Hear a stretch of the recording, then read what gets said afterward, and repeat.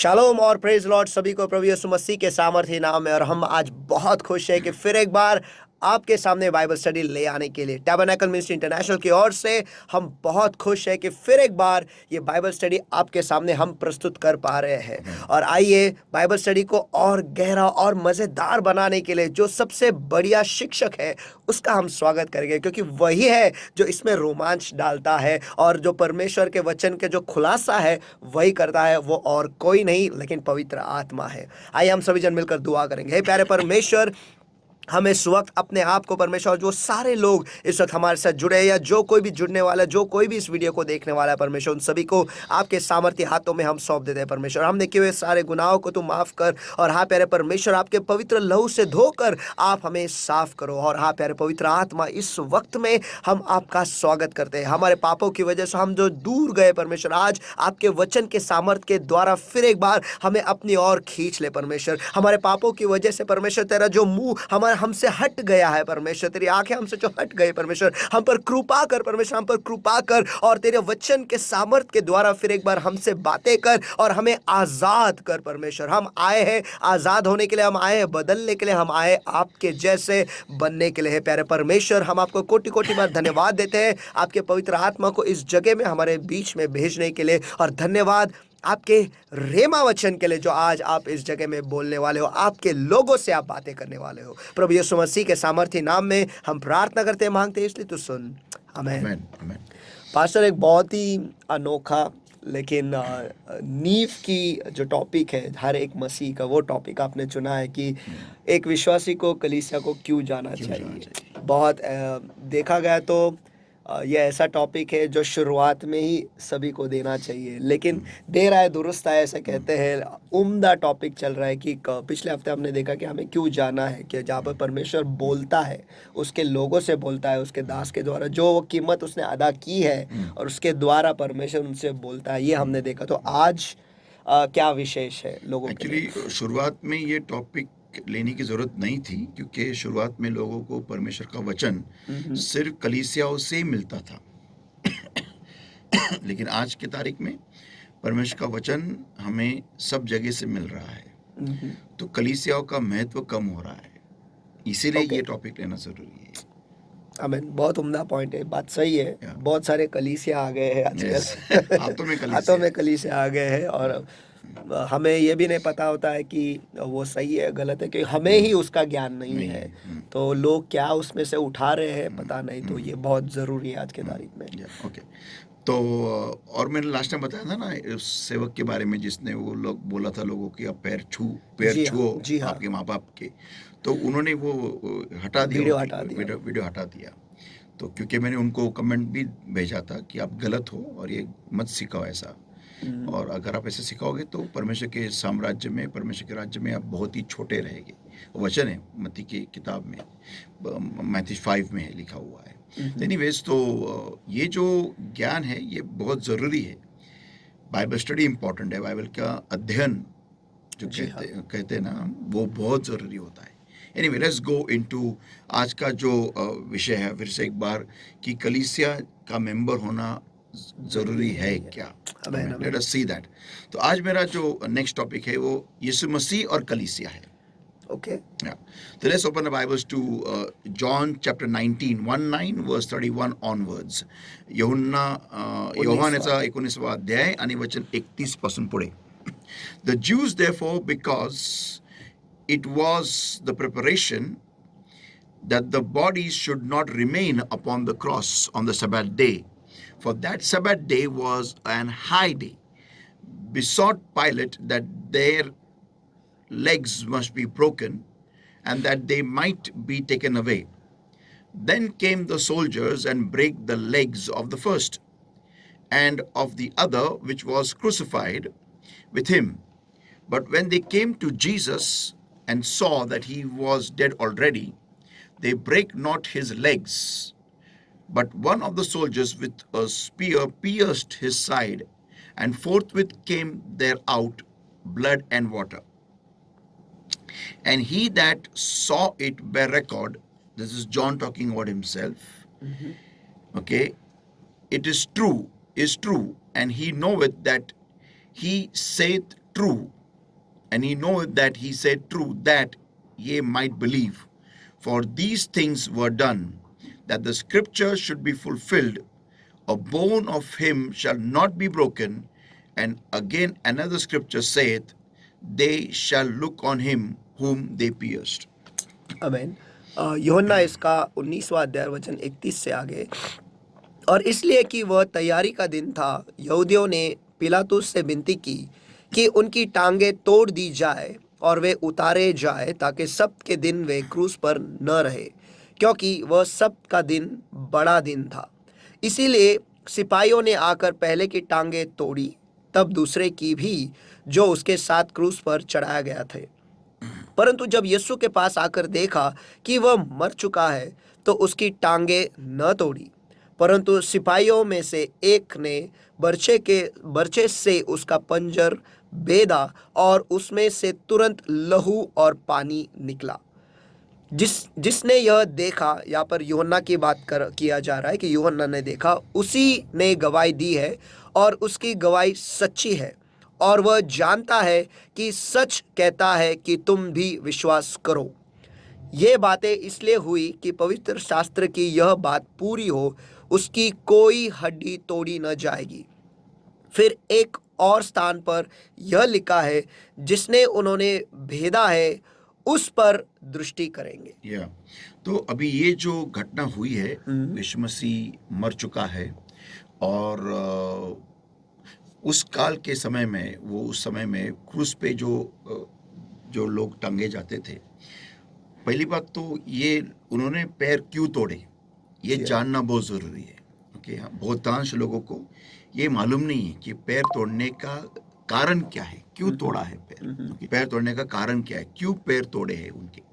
जब किसी को टांगा जाता है तो सांस लेने के लिए उसको आसान है, लेकिन छोड़ने के लिए उसको पैरों से खुद को पुश करना पड़ता है।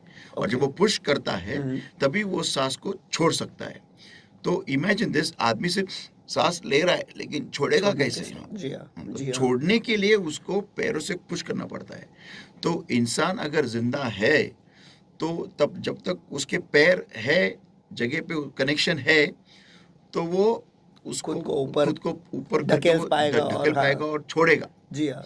लेकिन जब सांस को वो छोड़ ही नहीं पाएगा, कैसा छोड़ने पाएगा? क्योंकि उसके पैर तोड़ दिए जाएंगे। तो इमेजिन दैट, वो किससे तोड़ते थे? शायद हथौड़ी से तोड़ते होंगे या फिर कुल्हाड़ी मार के तोड़ते होंगे। और वहाँ पर जब टूटे होंगे तो उसके बाद में कनेक्शन नहीं है पैरों में, तो उधर ही वो सांस अंदर है कि वो घुट घुट के मर जाए। सही।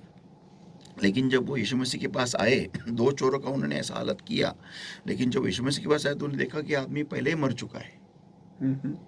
तो देखने के लिए वो मरा है कि नहीं, क्योंकि बहुत 6 घंटे होने के बाद जब इंसान लटक के क्रूस पे टंगा हुआ रहता है, तो पानी और उसका लहू जो है वो पानी छोड़ देता है।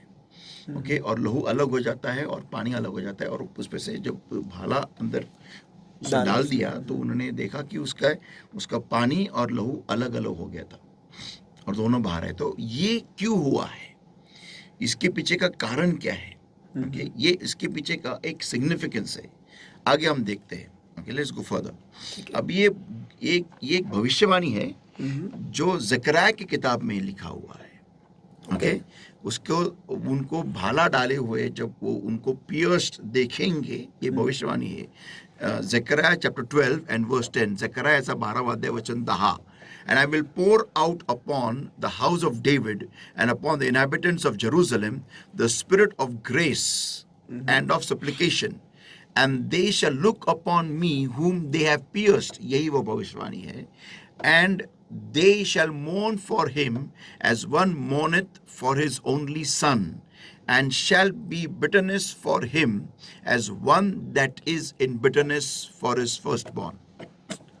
ज़करिया इसका 12वां अध्याय वचन 10। मैं दाऊद के घराने और यरूशलेम के निवासियों पर अपना अनुग्रह करने वाली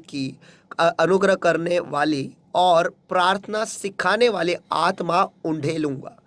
तब वे मुझे ताकेंगे, अर्थात जिसे उन्होंने भेदा है, यही वो भविष्यवाणी है जहाँ पे भेदा है, और उसके लिए ऐसे रोएंगे जैसे एक लौता पुत्र के लिए रोते पीटते हैं और ऐसा भारी शोक करेंगे जैसा पहलौठा के लिए करते हैं। हाँ, तो वो जो घटना हुई थी जहाँ पर उसके अंदर भाला जो मारा गया था, घुसाया गया था, वही वो भविष्यवाणी यहाँ पर पूरी होती है, हम देखते हैं। लेकिन ये क्यों किया गया है, उसके पीछे का कारण क्या है, ये जानना हमें बहुत जरूरी है। लेकिन उसके पहले थोड़े हम और गहराई में जाते हैं इस विषय के ऊपर। ओके, पहले यूहन्ना इसका 5वां अध्याय वचन 6, 1 John chapter 5 and verse 6, पहले यूहन्ना इसका 5वां अध्याय वचन 6, that this is that came by water and blood, even Jesus Christ, not by water only, but by water and blood. And it is the Spirit that beareth witness, because the Spirit is truth. I'm reading it amplified now. This is he who came by with water and blood, his baptism and his death. Jesus Christ the Messiah, not by in the water only, but by in the water and the blood. And this is the Holy Spirit who bears witness, because the Holy Spirit is the truth. आमीन। पहले यूहन्ना इसका 5वां अध्याय वचन 6, यह वही है जो पानी और लहू के द्वारा आया है, अर्थात यीशु मसीह। वह न केवल पानी के द्वारा वरन पानी और लहू दोनों के द्वारा आया है, और यह आत्मा है जो गवाही देता है, क्योंकि आत्मा सत्य है। Yeah. और एम्पलीफाइड में ऐसा लिखा है कि जो आया है पानी के साथ और लहू के साथ, यानी उसका बपतिस्मा और उसके मौत के बारे में Yeah. यहाँ पे लिखा गया है। यीशु मसीह जो मसीहा है, ना केवल पानी के द्वारा ही, लेकिन पानी में और लहू में, और जो आत्मा है यानी पवित्र आत्मा है जो गवाही देता है, क्योंकि पवित्र आत्मा ही सत्य है। तो यहाँ पर लिखा हुआ है कि यीशु मसीह का जो बैप्टिज्म हुआ था वो पानी और पानी उसका में हुआ लहू था। उसका मृत्यु के बारे में दर्शाता है, क्लियर आमीन, कट। आमीन। तो ये हम देखते हैं कि यहाँ पर ये सब उसके बाजू में से पानी और लहू आते हुए हम देखते हैं। लेकिन इसका एग्जैक्टली अर्थ क्या होता है, ये जानने के लिए हमें जाना पड़ेगा उत्पत्ति इसके पहले 2 अध्याय में। मुझे हमेशा अचंभा होता है कैसे सब कुछ घूम फिर के वो 3 अध्यायों में आ जाता है। Yes, I'm telling you the fact, the whole Bible अद्भुत है। is completely linked up पूरी तरीके से Genesis chapter 1, 2 और 1, 2 and 3 में। वाओ, ये इतना गहरा है, मैं फैक्ट बताता हूँ हम सबको।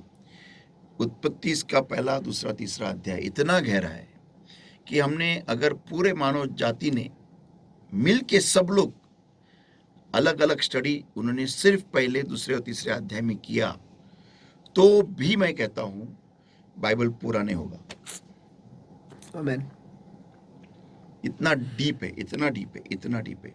और इसलिए शायद मैं ये कह सकता हूँ कि मूसा का चेहरा झलक क्यों रहा था, ये इसी के वजह से। क्योंकि आज मैं कुछ बताता हूँ, जितना ज्यादा हम परमेश्वर के वचन का अध्ययन करते हैं, पढ़ते नहीं, मैं क्या कह रहा हूँ, अध्ययन करते हैं। हाँ, पढ़ते नहीं है, अध्ययन करते हैं, उतना ज्यादा हम शुद्ध होते हैं। इसलिए सिर्फ बाइबल पढ़ने वाले लोग, सिर्फ पढ़ने वाले लोग परिपूर्ण नहीं होंगे, लेकिन जो अध्ययन करते हैं ना, वही परिपूर्ण होंगे। मैं मराठी में कहता हूँ की फक्त बायबल वाचून व्यक्ती परफेक्ट नाही होत, परिपूर्ण होत नाही। ओके, जे लोक बायबलचा अभ्यास करतात, वचनाचा अभ्यास करतात, ओके, आणि देव त्यांच्याशी समक्ष बोलतो त्या वचनाच्या अध्ययनातून, अभ्यासातून। मैंने हिंदी में नहीं बोला, मैं हिंदी में ये कह रहा हूँ, और परमेश्वर उनसे बात करता है उस अध्ययन के द्वारा। ओके, अगर परमेश्वर ने बात नहीं किया उस अध्ययन के द्वारा, तो सिर्फ वो स्टडी है, थियोलॉजी है, उसको कुछ फायदा नहीं है, वो भी परिपूर्ण नहीं होगे। लेकिन उस अध्ययन के द्वारा परमेश्वर ने उनसे बात करनी चाहिए, तो ही वो परिपूर्ण हो जाते हैं। और इसके लिए मेरे पास एक वचन है, I can prove it from the word of God. Okay, let's open to John chapter 15. यूहन्ना इसका 15वां अध्याय. यूहन्ना इसका 15वां अध्याय. John 15.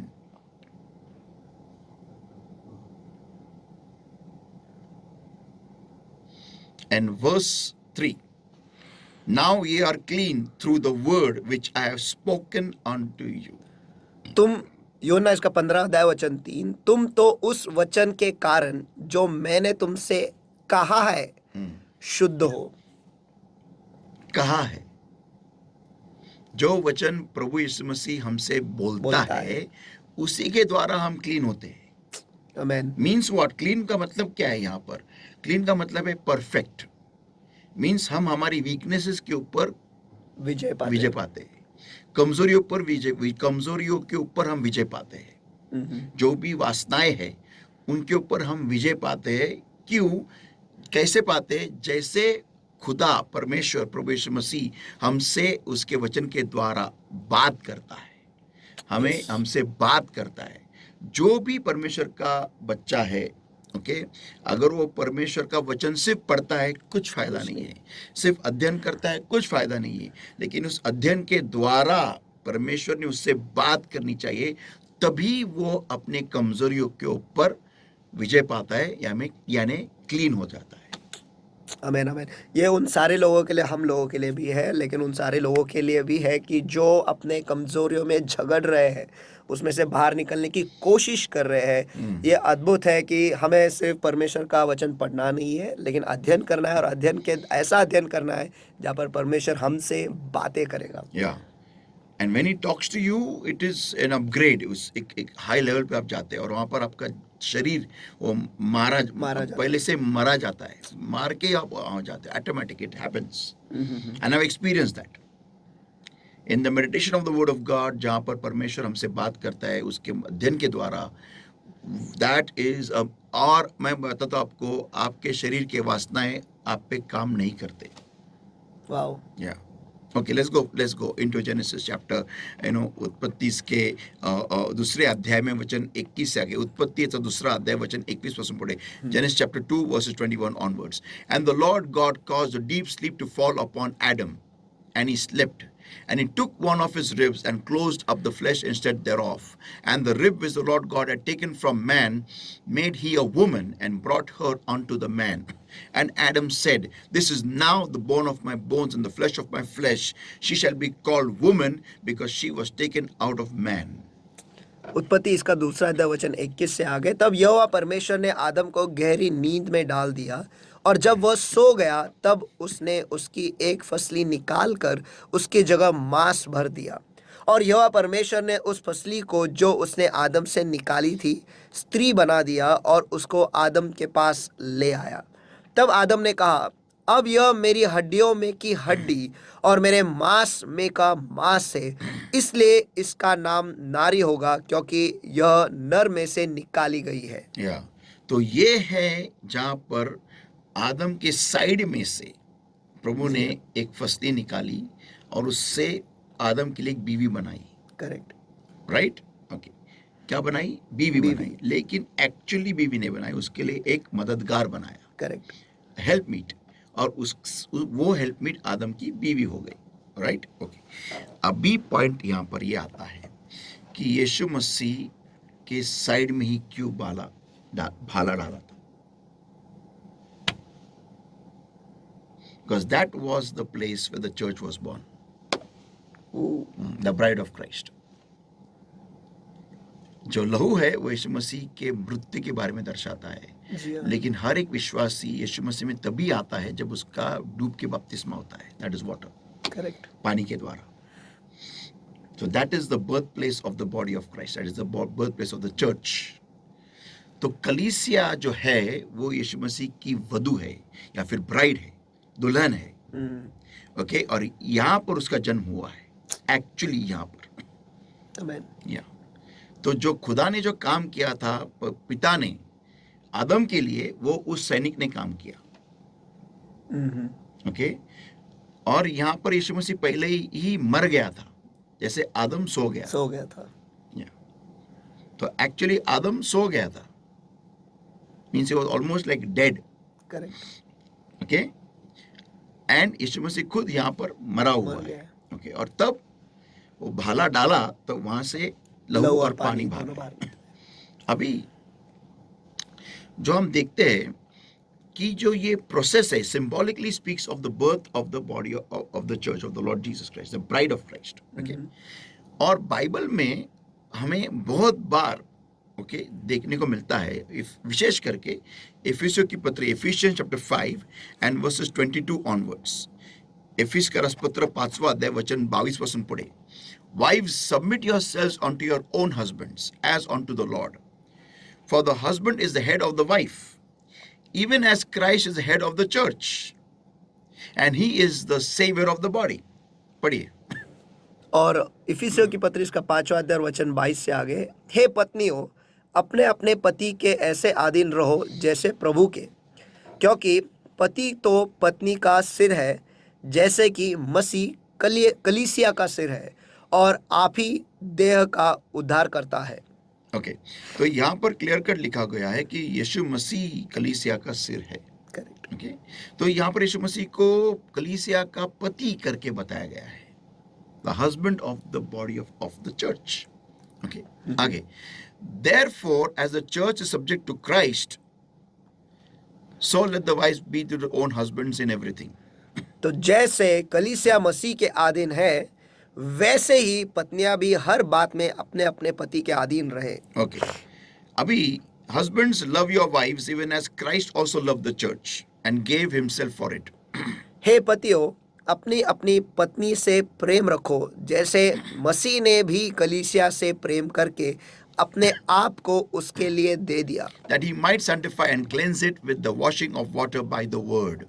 कि उसको वचन के द्वारा जल के स्नान से शुद्ध करके पवित्र बनाए. That he might present it to himself a glorious church, not having spot or wrinkle or any such thing, but that he should be holy and without blemish. और उसे एक ऐसी तेजस्वी कलीसिया, It should be holy and without blemish. और उसे एक ऐसी तेजस्वी कलीसिया बनाकर अपने पास खड़ी करे, जिसमें न कलंक, न झुर्री, न कोई ऐसी वस्तु हो, वरन पवित्र और निर्दोष हो. या तो यहाँ पर हम देखते हैं कि ये कलीसिया जो है वो यीशु मसीह की दुल्हन है. करेक्ट. ओके.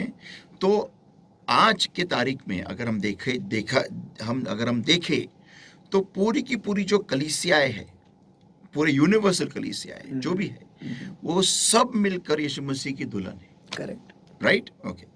तो आज मैं कलीसिया क्यों जाऊं? मैं अगर यीशु मसीह में आया हूं तो मुझे कलीसिया जाना चाहिए या नहीं चाहिए? मुझे कलीसिया का मेंबर होना चाहिए या नहीं चाहिए? सवाल ये खड़ा हो जाता है. ओके. और पॉइंट और एक आता है, क्या मैं अकेला रह के यीशु मसीह की भक्ति कर सकता हूं? क्या कैन आई डू दैट?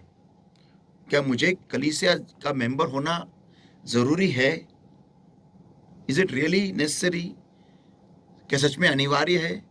क्या मैं अपना अकेला घर में बैठ के प्रार्थना दुआ करके स्वर्ग नहीं जा सकता क्या? ये बहुत सारे लोग ऐसे ही सवाल पूछते हैं. या सही है. क्या मैं बाद में आखिर में एक सवाल पूछने वाला हूँ लोगों से. ओके. तो अभी हम और देखते हैं, थोड़ा और डीप जाते हैं. पत्रस और कलीसिया. ओके. तो Matthew 16 and verses 17 to verse 19. मत्तेचा 16वां अध्याय वचन 17 ते वचन 19. And Jesus answered and said unto him, Blessed art thou, Simon Bar-Jonah, for flesh and blood hath not revealed it unto thee, but my Father which is in heaven. Verse 18. And I say also unto thee, that thou art Peter, and upon this rock I will build my church, and the gates of hell shall not prevail against it. Verse 19. And I will give unto thee the keys of the kingdom of heaven, and whatsoever thou shalt bind on earth shall be bound in heaven, and whatsoever thou shalt loose on earth shall be loosened in heaven. मत्ती रची सुसमाचार इसका 16वां अध्याय वचन 17 से लेकर 19 तक. यीशु ने उसको उत्तर दिया, हे शमौन, योना के पुत्र, तू धन्य है, क्योंकि मांस और लहू ने नहीं, परंतु मेरे पिता ने जो स्वर्ग में है यह बात तुझ पर प्रकट की है। और मैं भी तुझसे कहता हूँ कि तू पतरस है, और मैं इस पत्थर पर अपनी कलीसिया बनाऊंगा, और अधोलोक के फाटक उस पर प्रबल न होंगे। मैं तुझे स्वर्ग के राज्य की कुंजियां दूंगा, और जो कुछ तू पृथ्वी पर बांधेगा वह स्वर्ग में बंधेगा, और जो कुछ पृथ्वी पर खोलेगा वह स्वर्ग में खुलेगा। आमेन, आमेन। तो यहाँ पर हम देखते हैं कि प्रभु यीशु मसीह जो है वो पतरस को कहता है कि मैं तेरे ऊपर मेरी कलीसिया बांधूंगा। अभी इसके अर्थ दो हो जाते हैं। फर्स्ट वन कि पतरस हेड ऑफ द चर्च होने वाला था, द मेन बिशप हम कह सकते हैं, ओके, और वो वैसे ही हुआ। लेकिन सेकेंड पॉइंट है कि पतरस का मतलब है in Greek Petra, that means rock, okay. और यहाँ पर यीशु मसीह खुद के बारे में कह रहा है कि मेरे ऊपर वो कलीसिया मीन्स खुद के ऊपर वो बांधेगा, ओके। अभी मेरा सवाल ये है कि यीशु मसीह को क्या जरूरत है कलीसिया, अभी कलीसिया बांधने की, कलीसिया एक चर्च, क्या जरूरत है? What is the need to have a church? उस कलीसिया में कितने लोग चाहिए? कलीसिया बनाने की जरूरत ही क्या है? why you need to have a church, okay. और वो कलीसिया भी ऐसी है कि उसे एक चट्टान पे बांधा जाएगा, यीशु मसीह नामक चट्टान पे। तो मेरा सवाल है क्यों, व्हाई, राइट ना, ओके। आगे हम देखते हैं 1 Corinthians 10:4, पहले करंती का पत्र 10 वचन 4, and did all drink the same spiritual drink, for they drank that spiritual rock, for they drank of that spiritual rock that followed them, and the rock was Christ. In Amplified, so trust in the Lord. Sorry, वो अलग है, पहले कुरिन्थियों के पत्री इसका 10वां वचन 4, और सब ने एक ही आत्मिक जल पिया, क्योंकि वे उस आत्मिक चट्टान से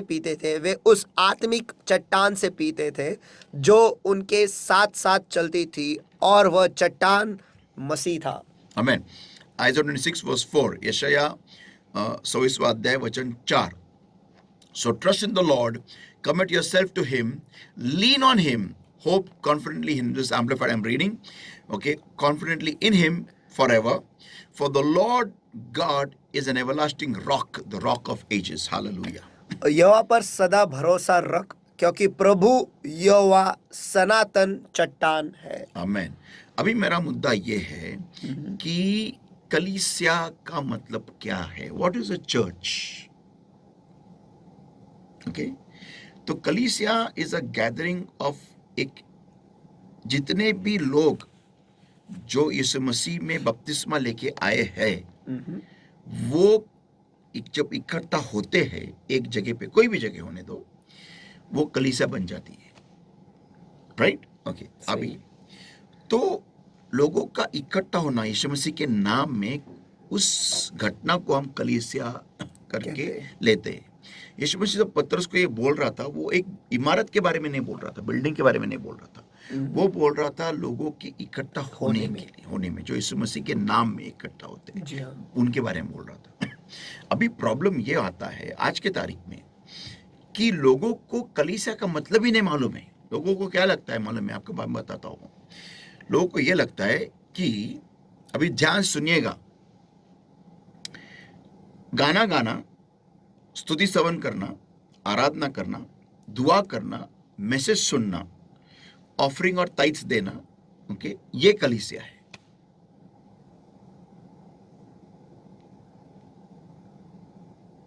फिर से दोहरा रहा हूं, प्रेज एंड वर्शिप करना, दुआ करना, ओके, मैसेज सुनना, ऑफरिंग और ताइट्स देना, दिस इज कॉल्ड, ये कलीसिया है। लोगों को लगता है ऐसा, लोगों को लगता है। इसीलिए ये सब वो अपने घर में बैठ के कर रहे हैं। लोकांना काय वाटतं चर्च म्हणजे काय, मंडळी म्हणजे काय, स्तुतिस्तवन करणं, वचन ऐकणं, ओके, दान दशांश देणं, प्रार्थना करणं, हे चर्च आहे। म्हणून लोक हे त्यांच्या घरी करतात. हा ये बहुत बड़ी गलत फहमी है, बहुत बड़ी. और लोगों का ये मालूम है क्या, ये कब हुआ है, मीन्स ये जो गलत गलत शिक्षा तो नहीं मैं कह सकता इसको, कर क्योंकि किसी ने ये सिखाया नहीं है जानबूझ के.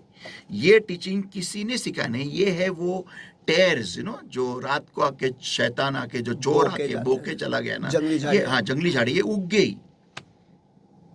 और ये कब उगकी कब बड़ी हो गई ये मालूम ही नहीं पड़ा है.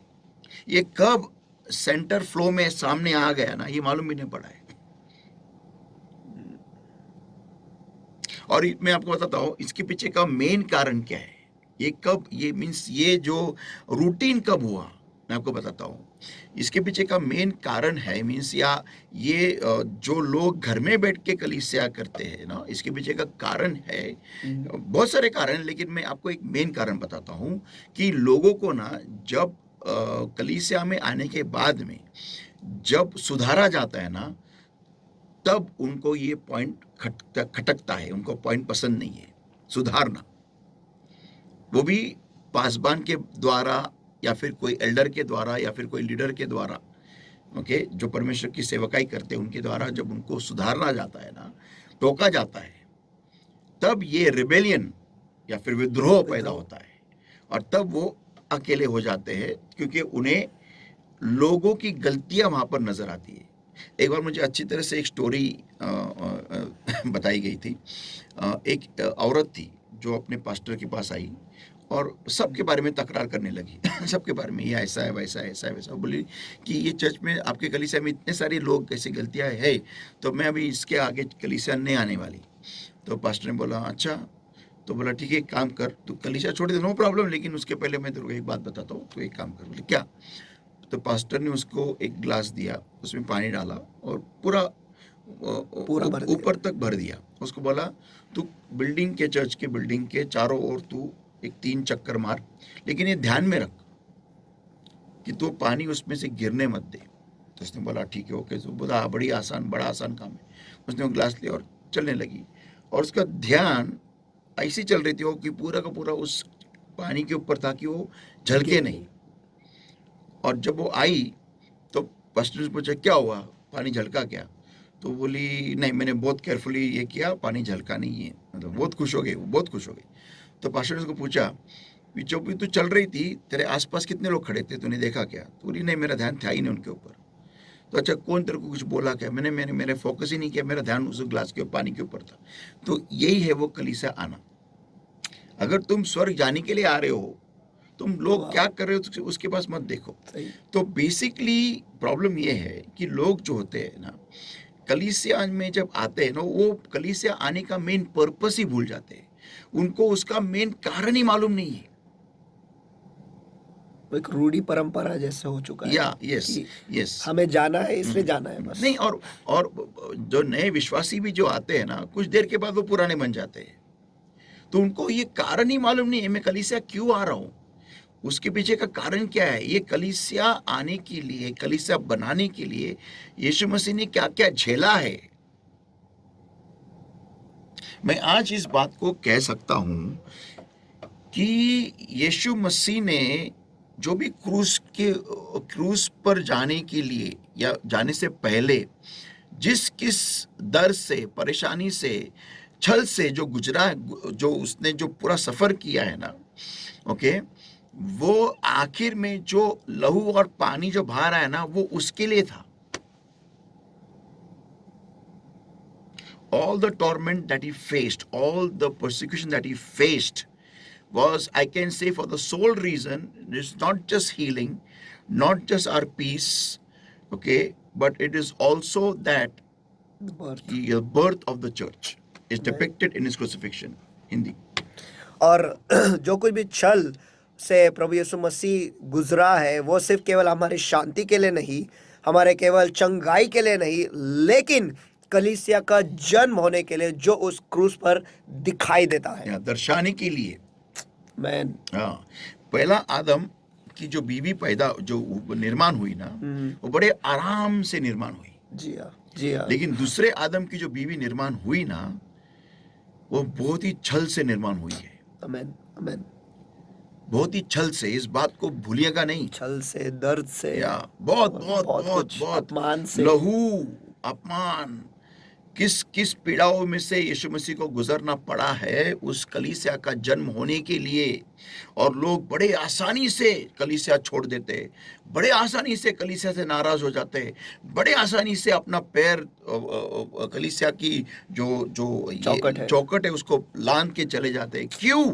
क्योंकि थोड़ा सा गुस्सा उन्हें आया है, तो थोड़ा सा अपमान में से जाना पड़ा है, या फिर कोई मैसेज कहाँ सुन लिया है तो बस खत्म हो गया, मैंने चर्च छोड़ दिया है। That's very sad. लेकिन उनको मालूम नहीं है कि वो लहू और पानी आने के लिए प्रभु यीशु मसीह किस इन किस चीजों छल से से जाना गुजरा पड़ा है। है, गुजरा है। क्योंकि तभी जाके वो प्लाज्मा जो है ब्लड का, रेड कलर जो हम देखते हैं ना, वो अलग होता है। वो पानी छोड़ देता है इस प्लाज्मा को, जी हाँ। या तभी जाके, नहीं तो वो छोड़ता नहीं है। उसको 6 घंटा क्रूज पे लटकना पड़ता है वो अलग होने के लिए और उस दर्द से जाने के लिए, तभी वो लहू अलग होता है पानी से। Only then it happens, otherwise वो नहीं होता है। And that is the pain. पहले आदम के लिए जो बीवी बनी थी ना, वो आई थी ना, वो बड़े आराम से आई, इसलिए वो पाप कर सकी और आदम को पाप में ले जा सकी, और आदम भी इतने आसानी से जा सका। काश अगर आदम जो था वो जागा हुआ था, अगर वो he was awake, had he been awake, होश में होता तो होश में होता, तो वो जानता था, क्या चल रहा है। क्या, नहीं नहीं नहीं, किस दर से उसे जाना पड़ रहा है जी हाँ। वो बीवी को, उस मददगार को सामने लाने के लिए, उसका अकेलापन दूर करने के लिए किस दर से उसे जाना पड़ता, तो वो कभी नहीं उसको ऐसे यहां वहां भटकने देता। Pain is the price you pay for whatever you receive.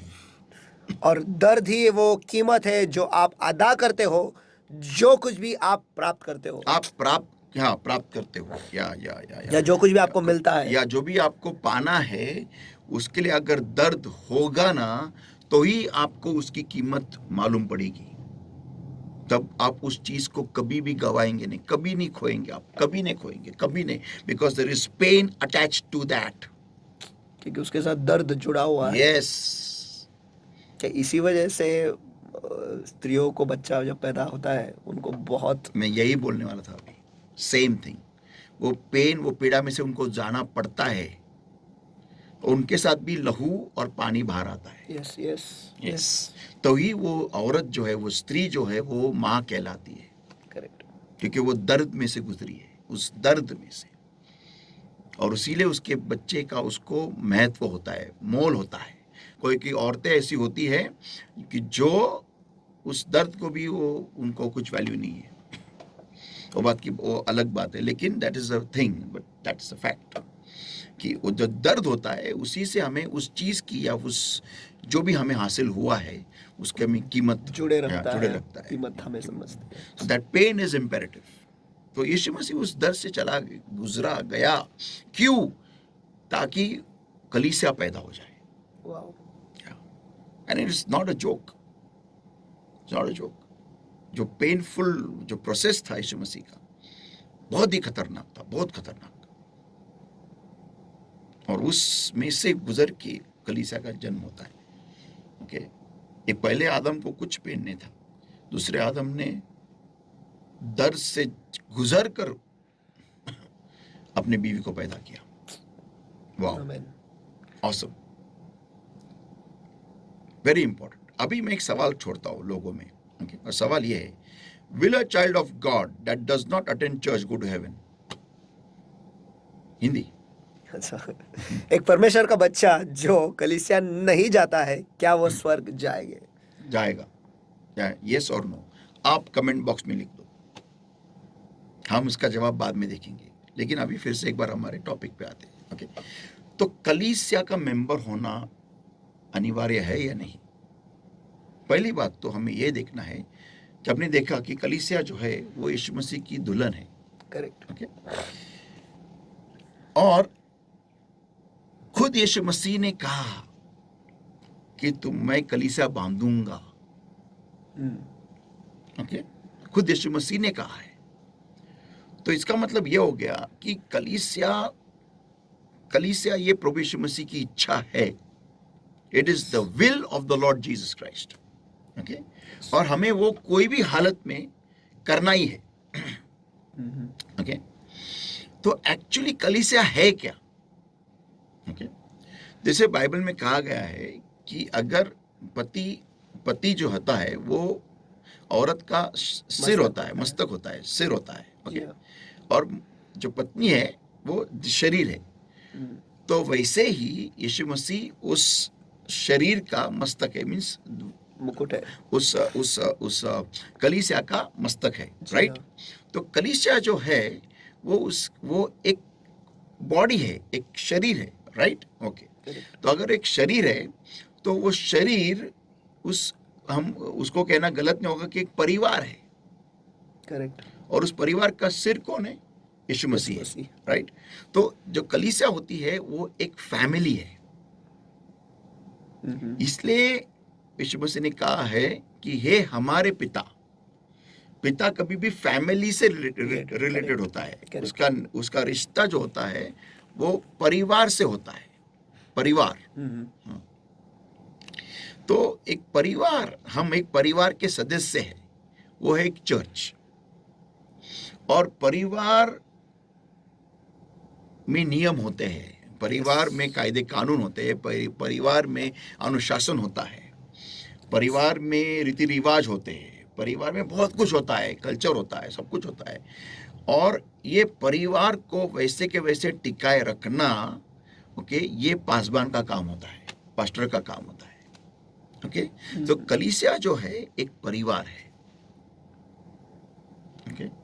तो हमें इस बात को समझना जरूरी है कि जब मैं कलीसिया आता हूं, ओके, मैं क्या, कलीसिया is not just praise and worship, no, सिर्फ स्तुति स्तवन नहीं है। कलीसिया इज सिर्फ वचन सुनना नहीं है, कलीसिया सिर्फ दुआ करना नहीं है, कलीसिया सिर्फ टाइथ एंड ऑफरिंग देना नहीं है, नो। कलीसिया है मैं परिवार में जुड़ा रहूं, आमेन, आमेन। ये कलीसिया है, मैं उस परिवार का सदस्य रहूं। अगर हम उस 5 कुमारी का जो उदाहरण है जो हम देखते हैं, वहां पर हम देखते हैं कि वो 5 सियानी थी, 5 मूर्ख थी, राइट ना। लेकिन वो जो 5 जो सियानी थी वो एक साथ जा रही थी, अकेले नहीं, एक साथ इकट्ठा, ओके। तो कलीसिया जो होती है ना, कलीसिया is not just praise and worship alone, no. कलीसिया इज सिर्फ स्तुति आराधना अकेले में, नो। कलीसिया सिर्फ वचन सुनना अकेले में, नो। कलीसिया सिर्फ आप दुआ करना अकेले में, नो। कलीसिया सिर्फ टाइथ और ऑफरिंग देना अकेले में, नो। कलीसिया ये सब करना इकट्ठा होके इस कलीसिया। आमेन।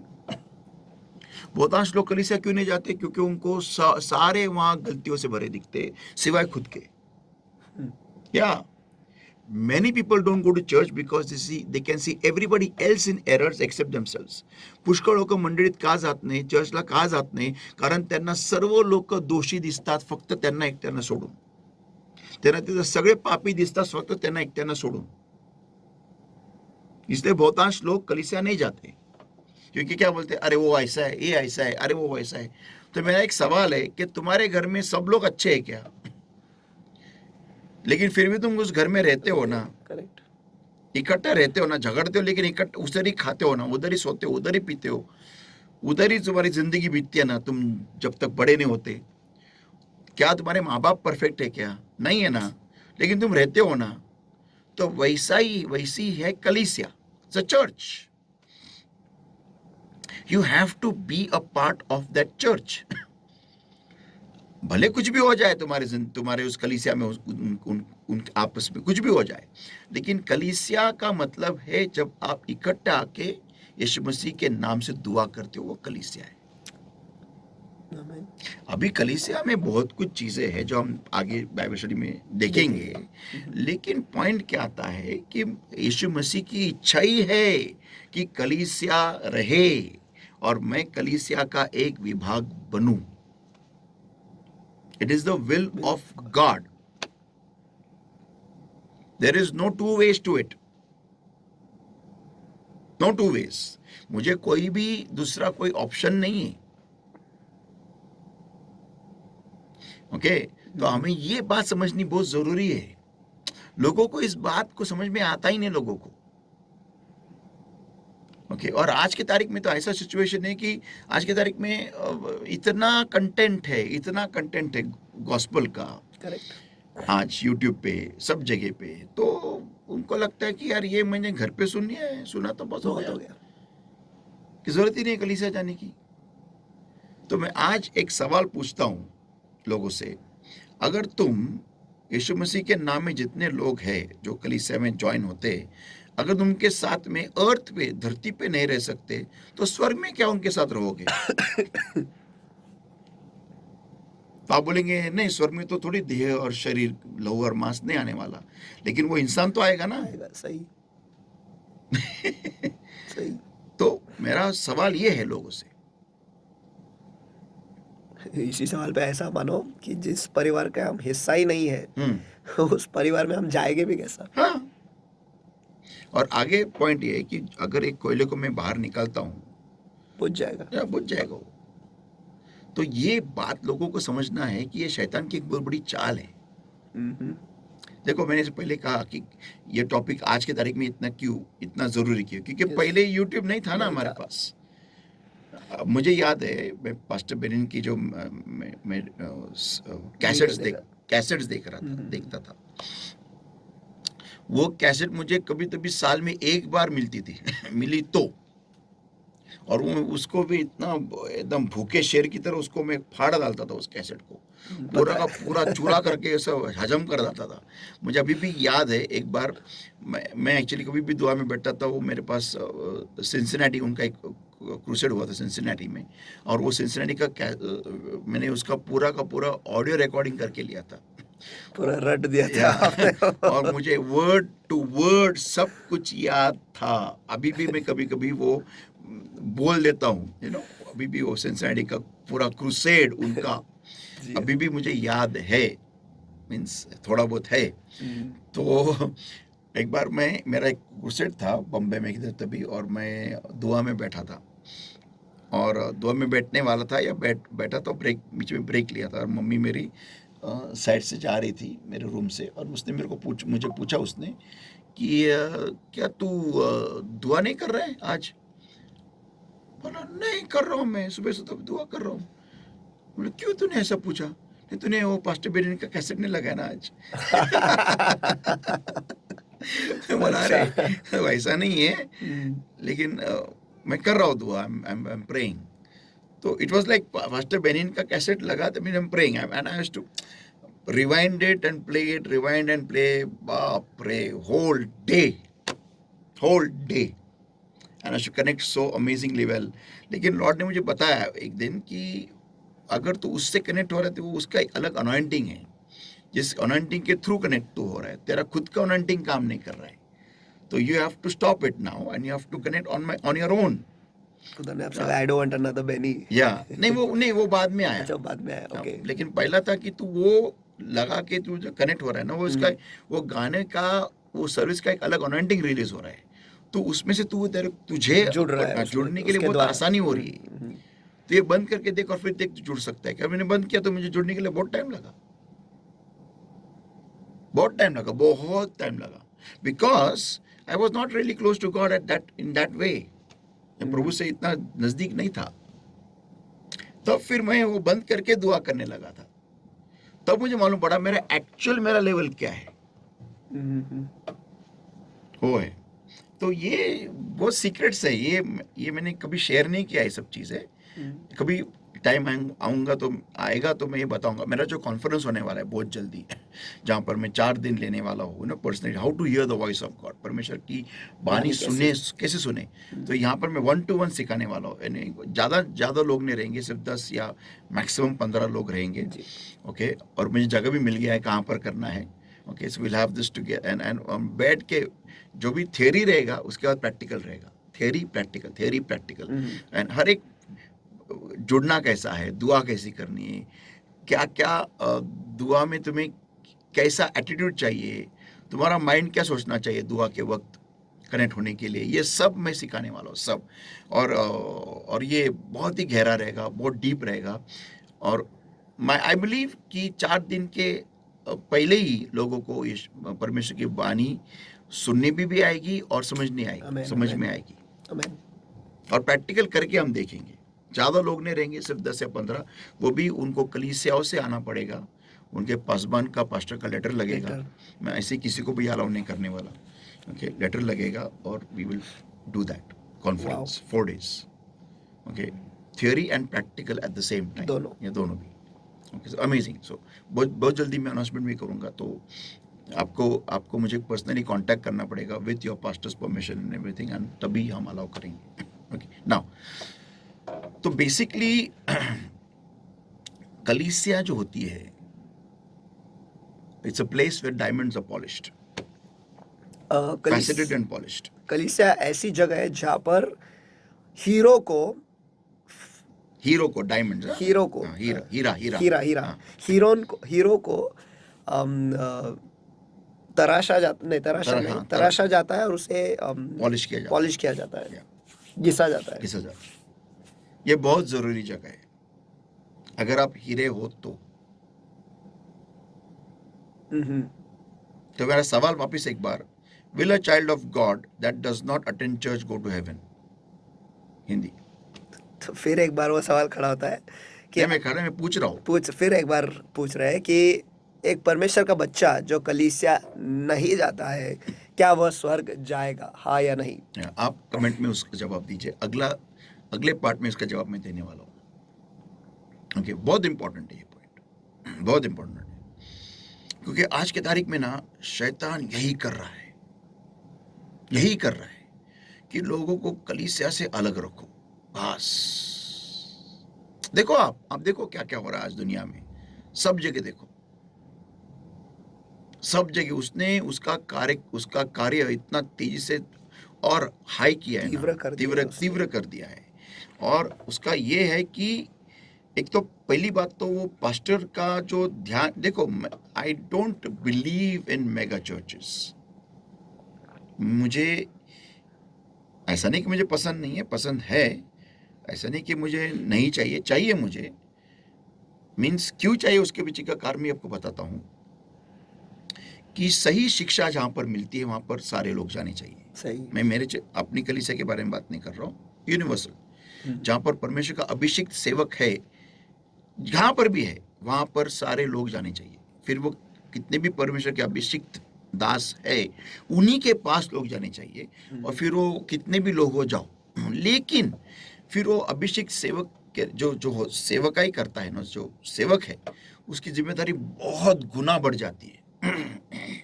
It's not easy.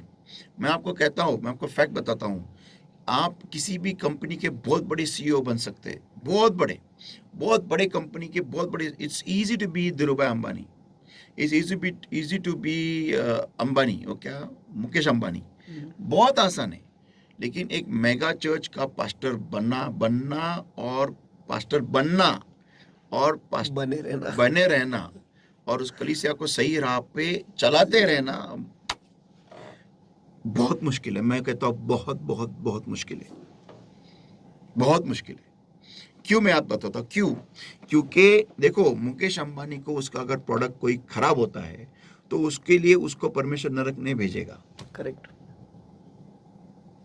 समझा? लेकिन अगर किसी पासबान का एक भी शीप उसके गलती के वजह से यहाँ वहाँ भटक जाए तो वो सेवक का बारबेक्यू नेशन होगा। क्योंकि इट्स नॉट इजी।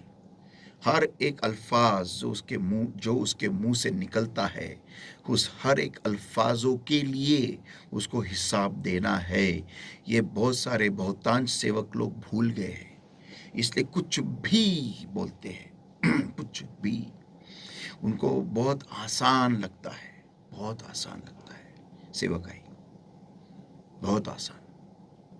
लेकिन वो कितनी मुश्किल से भरी हुई है और कितने कांटों पे तुम्हें चलना पड़ता है, जीना पड़ता है, और कितने सारी चीज़ों का तुम्हें त्याग बलिदान करना पड़ता है और करते रहना पड़ता है और फोकस तुम्हारा सिर्फ और सिर्फ यीशु मसीह पे चाहिए और उसके इच्छा पे चाहिए और वो इच्छा पूरी करती रहनी चाहिए। It's not easy, it's not easy, क्योंकि बाद में उसका हिसाब तुम्हें तुम्हारी जान दे के देना पड़ेगा नरक में। सही।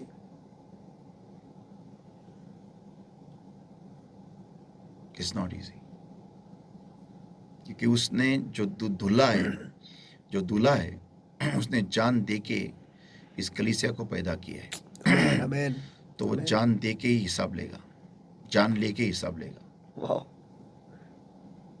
मैं आज ये वाक्य बहुत डर से कह रहा हूं, ये समय डर लग रहा है। कभी कभी मैं सोचता हूं मैं पास्टर क्यों बना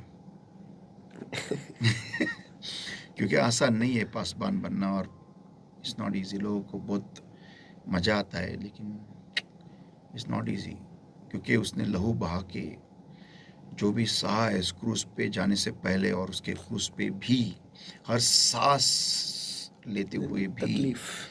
माय गॉड, और वो हम लोगों को मजाक लेते हैं। I really feel very bad and very sad कि हम पास्टर लोग कलीसिया को एक मजाक करके लेते हैं। लेकिन आज की तारीख में पौलुस जो था, जो पहले वो शाऊल था, आज के तारीख में ऐसे लोग परमेश्वर ने खुलेआम छोड़ दिए हैं, उनको आज़ाद किया है, ताकि हम पास्टरों को कलीसिया का महत्व मालूम पड़े और कलीसिया को कलीसिया का महत्व मालूम पड़े, इसलिए उन्हें आज़ाद किया है। और यही लोग हैं जो हमें कलीसिया का महत्व सिखा रहे हैं। आमीन। हम पास्टर लोग को सिखा रहे हैं और कलीसिया को पास्टर का भी महत्व सिखा रहे हैं और कलीसिया के भी महत्व सिखा रहे हैं। लोगों को ये सिखा रहे हैं कि कलीसिया के एकजुट रहने में ताकत कितनी है।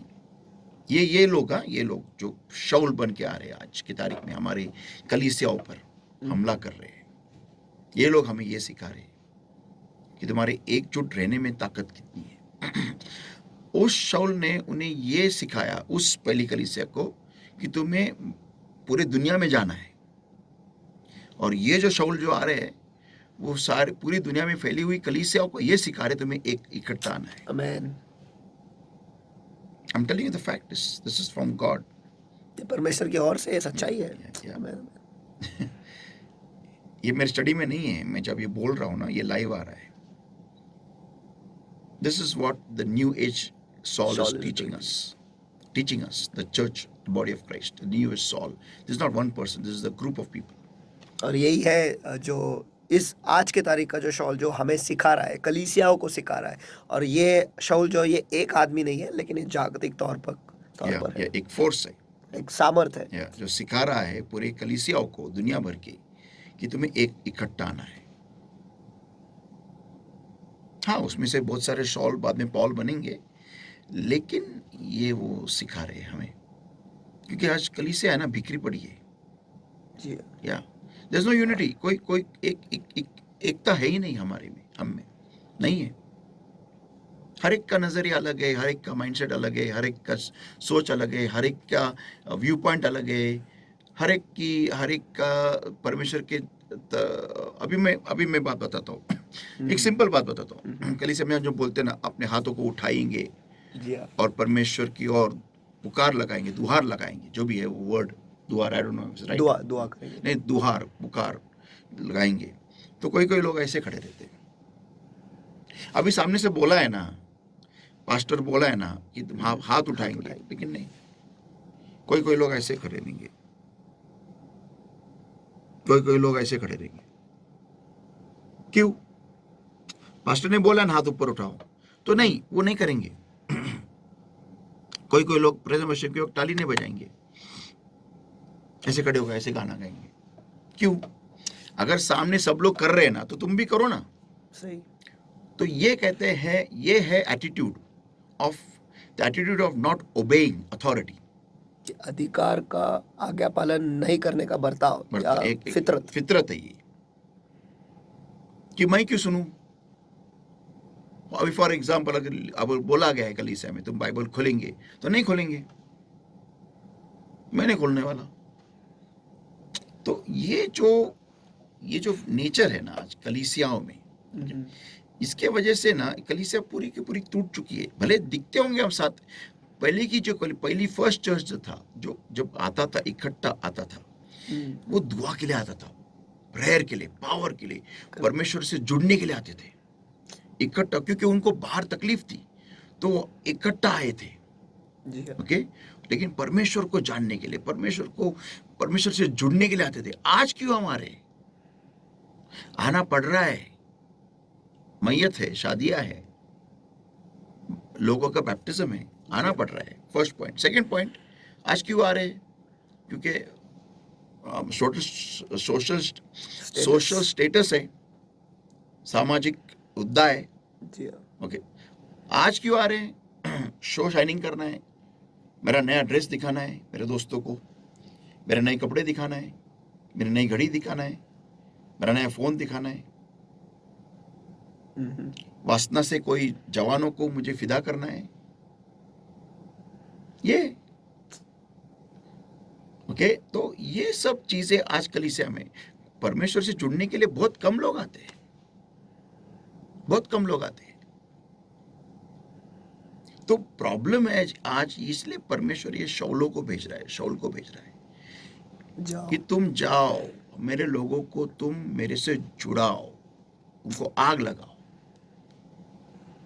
तो ये हो रहा है।